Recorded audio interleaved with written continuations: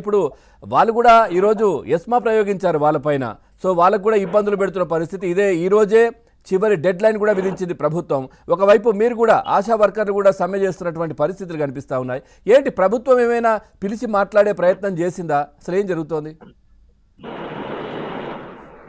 గతంలో ఈ రాష్ట్రానికి అనేక మంది ముఖ్యమంత్రులుగా ఉన్నారండి. ఆ ముఖ్యమంత్రులుగా ఉన్నటువంటి వాళ్ళు కార్మికులైనా ఉద్యోగులైనా ఇతర ఏ రంగానికి సంబంధించి అయినా వాళ్ళకి సమస్యలు ఏమైనా ఉంటే వాళ్ళు రిప్రజెంటేషన్ చేసే పని ఉండేది. ముఖ్యమంత్రులు రిప్రజెంటేషన్ తీసుకునేవాళ్ళు. కానీ ఈ ముఖ్యమంత్రి ఎవరి దగ్గర కూడా కనీసం రిప్రజెంటేషన్ తీసుకునే పని చేయడం లేదు. వాళ్ళ ఇష్యూస్ సెటిల్ చేసే పని చేయట్లేదు.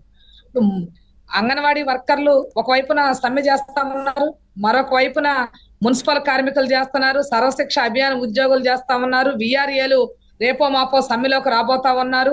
అట్లాగే ఆశా వర్కర్లు, విఓఏలు, ఆర్పీలు, మధ్యాహ్న భోజన కార్మికులు వీళ్ళందరూ కూడా ఆందోళన చేస్తా ఉన్నారు. కానీ ప్రభుత్వం వాళ్ళని పిలిచి కనీసం చర్చించి వాళ్ళ సమస్యలు పరిష్కారం చేసేటటువంటి పని చేయడం లేదు. ఈరోజు అంగన్వాడీ వాళ్ళు 27 రోజులుగా సమ్మె చేస్తా ఉన్నారు. వాళ్ళ మీద ఎస్మా ప్రయోగించింది. అసలు అంగన్వాడీలు ఎస్మాలో పరిధిలోకి రారు. సమ్మెను నిషేధిస్తూ ఈరోజు ప్రభుత్వం ఈ జీవో జారీ ఉద్యోగులు కూడా కాదు కదా అది. ఒకవేళ అనుకున్నా గానీ ప్రభుత్వ ఉద్యోగులు కూడా ఇంకా వాళ్ళ కిందికి కూడా వాళ్ళని చేయలేదు కదా. అసలు సమ్మెను నిషేధించేటటువంటి హక్కు ఈ ప్రభుత్వాలకు ఎక్కడదని అడుగుతా ఉన్నామండి. సమ్మె హక్కు అనేది కార్మికుడి జన్మ హక్కు.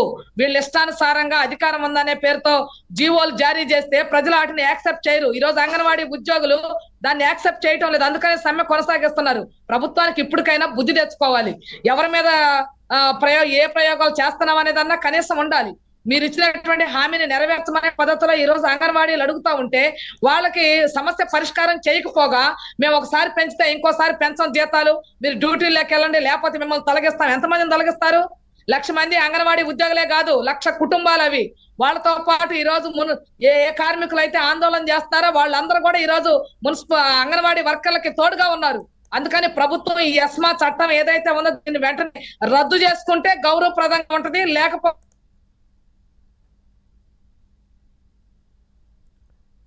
రైట్. ధనలక్ష్మి గారు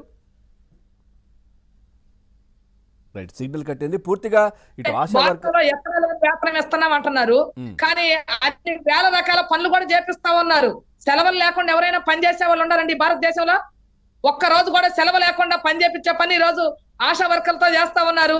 వివోఏలు ఉన్నారు, 3 ఏళ్ల కాల పరిమితి సర్కులర్ ఇచ్చారు. ధనలక్ష్మి గారు ప్రధానంగా ఇప్పుడు మనం అంగన్వాడీలో చూస్తే వాళ్ళు ఏదైతే పాదయాత్ర సమయంలో కావచ్చు లేదంటే ప్రభుత్వం ఏర్పడ్డ తర్వాత మీకు తెలంగాణ కంటే కూడా 1000 రూపాయలు అధికంగా ఇస్తామని చెప్పారు.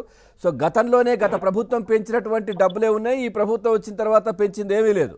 సో ఇప్పుడు మీ డిమాండ్స్ ఏంటి? ఆశా వర్కర్లకు ప్రధానంగా ఉన్న సమస్యలు ఏంటి, డిమాండ్స్ ఏంటి?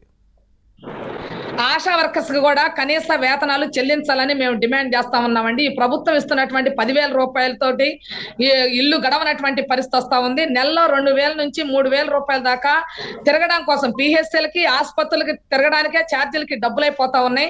24 గంటలు చాకరీ చేపిస్తా ఉన్నారు, ఊపిరాడకుండా సర్వేలు చేపిస్తా ఉన్నారు. అందుకని ఆశా వర్కర్లకు కూడా కనీస వేతనాలు ఇవ్వాలి. ఈ ప్రభుత్వం అధికారంలోకి వచ్చిన తర్వాత వేతనాలు పెంచిన మాట వాస్తవమే, కానీ ఎంత పెంచింది? కానీ ఈ రోజు 400 రెట్లు ధరలు పెరిగినాయి. ఈ పెరిగినటువంటి ధరలతో ఇస్తున్నటువంటి వేతనాలను పోల్చుకుంటే ఏ మూలకి సరిపోవు. రెండవది, సంక్షేమ పథకాలన్నింటినీ కూడా అమలు చేయడం ఆపేసింది.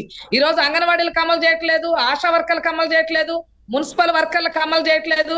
ఒకవైపున సంక్షేమ పథకాలు ఆపేశారు. వీళ్ళేమో జీతాలు అడుగుతా ఉంటే మీరు కార్మికులు కాదు అంటున్నారు, ఉద్యోగులు కాదు అంటున్నారు. కానీ రిటైర్మెంట్ చేయాల్సి వచ్చేటప్పటికి 60 ఏళ్ళకి రిటైర్మెంట్ చేస్తా ఉన్నారు. 60 ఏళ్ళకి ఏ రకంగా రిటైర్మెంట్ చేస్తారు? మీరు వీళ్ళు పర్మనెంట్ ఉద్యోగులు కాదు, కార్మికులు కాదు. మీరు కార్మికులుగా గుర్తించట్లేదు, పర్మనెంట్ చేయడం లేదు, కనీస వేతనాలు చెల్లించట్లేదు, కానీ రిటైర్మెంట్ చేస్తా ఉంది.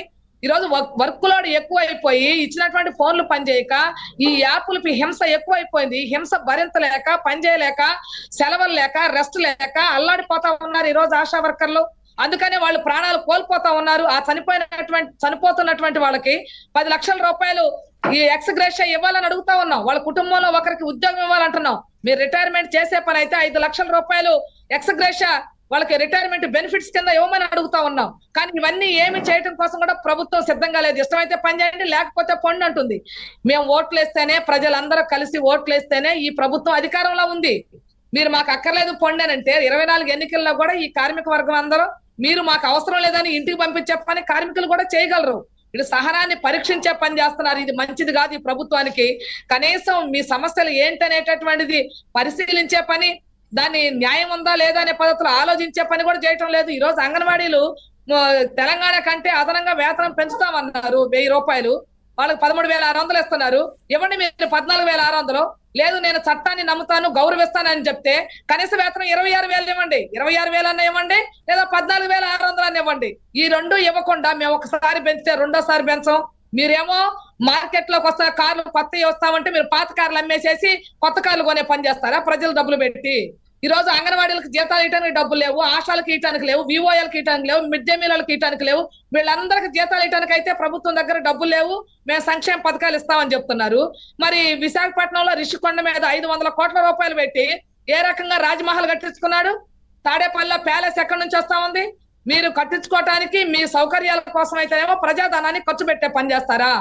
కార్మికులు వాళ్ళ కష్టార్జితం ఏదైతే ఉందో శ్రమకు తగిన ఫలితాన్ని అడుగుతా ఉంటే డబ్బులు లేవనే పద్ధతిలో చెప్తా ఉన్నారు. ఈరోజు సుప్రీంకోర్టు చెప్పింది గ్రాట్యుటీ ఇవ్వాలని.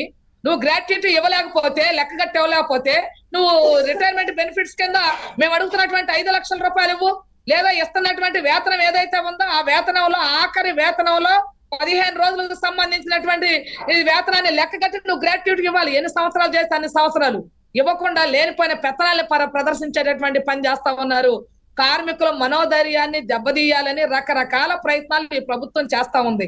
ఇలాంటి నాయకుల్ని, ఇలాంటి లీడర్ని, ఇలాంటి ముఖ్యమంత్రుల్ని అంగన్వాడీలు, ఆశాలు చాలా మందిని చూశారు.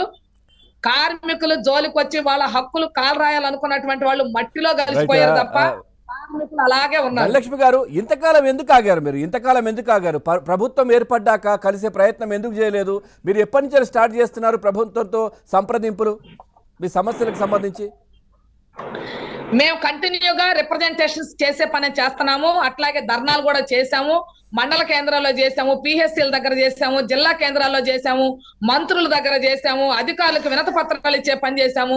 ఎన్ని చేసినా పట్టించుకునే పని చేయలేదు కాబట్టి మేము ఈ పోరాటానికి దిగాం. ప్రభుత్వాలు కూడా ఎన్నికలు అయిపోయిన తర్వాత, గెలిచిన తర్వాత పట్టించుకునేటటువంటి పని చేయడం లేదు. మరలా ఇప్పుడు ఈ ప్రభుత్వం ఏం చెప్తుంది? మళ్ళా వచ్చేది మా ప్రభుత్వమే కాబట్టి మీకు చేస్తామని చెప్తున్నారు. ఇప్పుడు చేయనోడు రేపు చేస్తానని గ్యారెంటీ ఏమిటి? పోరాటం చేసే వాళ్ళకి ఎస్మా చట్టాలు ప్రయోగించినటువంటి మీ మీద ఏ నమ్మకంతో చెయ్యాలి? అందుకని మీ ప్రభుత్వాన్ని నమ్మే పరిస్థితుల్లో ఈ రోజు కార్మిక వర్గం లేదు. అందుకనే కార్మిక వర్గ పోరాటాలు పెరుగుతా ఉన్నాయి. విఆర్ఏలు ఉన్నారండి, వాళ్ళు గ్రామాల్లో శిస్తు వసూలు చేసి ప్రభుత్వానికి చెల్లించి ప్రభుత్వ ఆదాయాన్ని పెంచేటటువంటి వాళ్ళు. వాళ్ళకి 2018 నుంచి ఇస్తున్నటువంటి డిఏ ఏదైతే ఉందో ఆ డిఏ మొత్తాన్ని ఆపేసి రికవరీ చేసే పని చేస్తుంది. ఇంతకంటే దుర్మార్గం ఏమనుందా? డిఏ ఎందుకు ఇస్తారు? పెరుగుతున్నటువంటి వేతనాలతో ఏ ధరలు అయితే ఉన్నాయో ఆ ధరలకు అనుగుణంగా డిఏ ఇస్తారు. ఆ డిఏ వాళ్ళకి ఇవ్వడానికి ఆనాటి ప్రభుత్వం అంగీకరించింది, డిఏ ఇస్తా ఉంది. మీకు డిఏ ఎందుకు ఇవ్వాలి అసలు? కాబట్టి మీకు డిఏకి అర్హులు కాదు, మేము రికవరీ చేసుకుంటామని రికవరీ చేస్తా ఉంది. ఎన్నికల 3 నెలల ముందే ప్రభుత్వం ఎంత దుర్మార్గంగా వ్యవహరిస్తా ఉంటే రేపు ఎన్నికల్లో గెలిచిన తర్వాత మా డిమాండ్లు పరిష్కారం చేసిద్దని మేము ఏ రకంగా నమ్మగలుగుతాం? అందుకని ప్రభుత్వం యొక్క కవ్వింపు చర్యలు, యాటిట్యూడ్ హిట్లర్ ని మించినటువంటి పద్ధతిలో ఈ రోజు ఈ రాష్ట్ర ముఖ్యమంత్రి గారు వ్యవహరిస్తా ఉన్నారు. ఎంత జరుగుతున్నా ఒక్క ప్రకటన కూడా చేయలేదు. అంగన్వాడీలకు చేయలేదు, ఆశాలకు చేయలేదు, లేకపోతే విఆర్ఏలకు చేయలేదు. మున్సిపల్ కార్మికులు మొత్తం రాష్ట్రం అంతా ఎక్కడ చెత్త అక్కడ పేరుకుపోయి రాష్ట్రం అంతా అనారోగ్యం పాలైపోతున్నా సరే చూస్తా ఊరుకున్నారు తప్ప పరిష్కారం చేసే పని చేయలేదు. ఈయన రాజకీయ నాయకుడు కాదు, ఫ్యాక్సిస్ట్ రాజకీయ నాయకుడు. అందుకనే ఈ రకమైనటువంటి పద్ధతి చేస్తున్నాడు. ఎప్పటికైనా ప్రభుత్వం భేషజాలకి వెళ్లకుండా, కవ్వింపు చర్యలకి, బెదిరింపు చర్యలకి వెళ్లకుండా వెంటనే అంగన్వాడీ ఉద్యోగుల్ని చర్చలకు పిలవాలి, సమస్యను పరిష్కరించాలి. ఈ రోజు మున్సిపల్ కార్మికులందరినీ అరెస్ట్ చేసి జైలుల్లో పెట్టారు. ఏం పాపం చేశారండి వాళ్ళు? మనం అందరం ఎవరు చేయలేనటువంటి పని ఈ రోజు వాళ్ళు చేస్తా ఉన్నారు. అలాంటి వాళ్ళని కళ్ళకు అద్దుకోవాలి. ఏం చెప్పాడు ముఖ్యమంత్రి గారు? మీకు 1,00,000 రూపాయలు ఇచ్చినా తక్కువే అని చెప్పాడు. ఈ రోజు 1,00,000 రూపాయలు అడగట్లా. గతంలో మీరు పెంచిన దాని మీద ఒక 2,000, 3,000 పెంచండి అయ్యానంటే లేదు లేదు పెంచేది లేనే లేదు, మీకు ఎంతకంటే పెంచండి. నెక్స్ట్ గవర్నమెంట్ 5 ఏళ్లలోనంటే ఒకేసారి పెంచుతారంట. మంచిదే, ఒకేసారి పెంచండి, ఒక చట్ట ప్రకారం పెంచండి, చట్టబద్ధమైన సౌకర్యాలను ఇవ్వండి. మళ్ళీ కార్మికులు ఎవరు అడగరు కదా. 26,000 కనీస వేతనం, పిఎఫ్ ఇవ్వండి, ఈఎస్ఐ ఇవ్వండి, అట్లాగే వాళ్ళకి ప్రమాదం జరిగితే ప్రమాద బీమా ఇవ్వండి, సెలవులు ఇవ్వండి, మెటర్నిటీ లీవ్ ఇవ్వండి, వేతనంతో కూడింది. ఆ 60 ఏళ్ళకి రిటైర్మెంట్ చేస్తే రిటైర్మెంట్ బెనిఫిట్స్ ఇవ్వండి. అవన్నీ ఇచ్చారనుకోండి ఎవరు ధర్నాలు చేయరు కదా, ఆందోళన చేయరు కదా. రాష్ట్ర ప్రభుత్వ ఉద్యోగులు ఎందుకు చేశారండి ఆందోళన? వాళ్ళు పిఆర్సీ కోసం చేశారు. 5 ఏళ్లకోసారి ఇవ్వాల్సిన పిఆర్సీ ఏదైతే ఉందో వాళ్ళ వేతనాల కోసం వాళ్ళు చేశారు. మరి కార్మికులకి కనీస వేతనాలు మీరు ఇవ్వనప్పుడు, ధరలు పెరుగుతా ఉన్నప్పుడు ఏ రకంగా రైట్, ఓకే. ఇస్తున్నటువంటి వేతనాలతో సరిపెట్టుకోవాలి? అందుకే పోరాడుతున్నారు. రైట్, అనుష గారు జాయిన్ అయ్యారు. ఉండవల్లి అనుష గారు, టీడీపీ పార్టీ అధికార ప్రతినిధి. అనుష గారు నమస్తే.